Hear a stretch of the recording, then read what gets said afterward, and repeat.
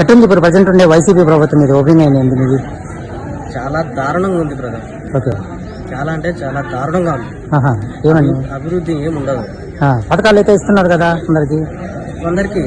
కొందరికి ఎందుకండి పథకాల గురించి కాదు. ఫస్ట్ డెవలప్మెంట్ ఉండాలి కదా. మా ఏరియాలో 4 times వాళ్ళదే వచ్చింది, కానీ మాకే సార్ ఎట్లా తిరిగి అని చెప్పి డెవలప్మెంట్ అనేది అసలు లేదనమాట.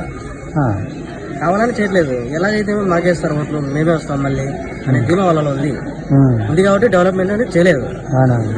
వాళ్ళకి అవసరం లేదు డెవలప్మెంట్.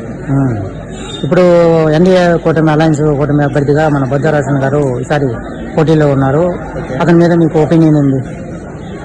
ఉమ్మడి అభ్యర్థిగా అతను ఓకే, పర్లేదు, మంచి చేస్తారని నమ్మకం ఉంది. ఈసారి మీరు అతనికే ఓటేయాలనుకుంటున్నారా?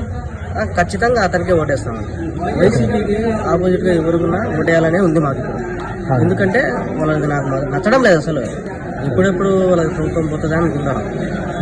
ఎందుకంటే వాళ్ళు పట్టించుకుంటే కదా. అసలు 10 అయితే ఖచ్చితంగా వైసీపీ అనేది పోవాలి, లేకపోతే చాలా కష్టం.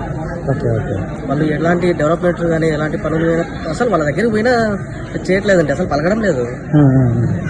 4 times గెలిపించారు కదా, ఎందుకు చేస్తారో చేయరు. ఈసారి బొజ్జరాజన్ గారు ఎంత మెజార్టీతో గెలవచ్చని మీరు అనుకుంటున్నారు?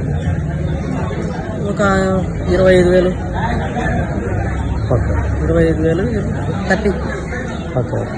థ్యాంక్ యూ అమ్మా.